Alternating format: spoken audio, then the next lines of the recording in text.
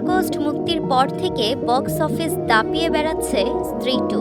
মুক্তির আগেই অগ্রিম বুকিংয়ে দারুণ সূচনা করেছিল এই সিনেমাটি। 1 মাস পার হয়ে গেলেও এখনও আলোচনার কেন্দ্রবিন্দুতে রাজকুমার রাও ও শ্রদ্ধা কাপুর অভিনীত স্ত্রী 2। শাহরুখ খানের জওয়ান সিনেমার রেকর্ড গুড়িয়ে দিয়ে স্ত্রী 2 এখন ভারতের সবচেয়ে বেশি আয় করা হিন্দি সিনেমা। বিষয়টি নিশ্চিত করেছে প্রযোজনা সংস্থা ম্যাড ডগ ফিল্ম। 18 সেপ্টেম্বর এক্সে ম্যাড ডগ ফিল্মস থেকে স্ত্রী 2 সিনেমার একটি পোস্টার শেয়ার করে লেখা হয়েছে, ভারতীয় বক্স অফিসের সর্বকালের সেরা 1 নম্বর হিন্দি সিনেমা। 2018 সালে স্ত্রীর প্রথম পর্ব আয় করেছিল 181 কোটি রুপি।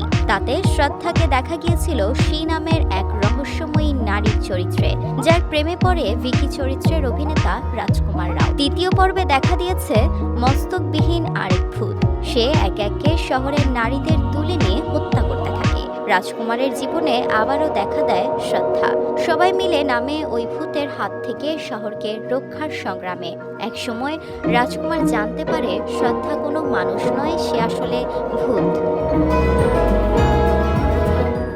স্ত্রী 2 সিনেমায় আরও অভিনয় করেছেন পঙ্কজ ত্রিপাঠী, অভিষেক ব্যানার্জি, অপার শক্তি খুরানা সহ অনেকে।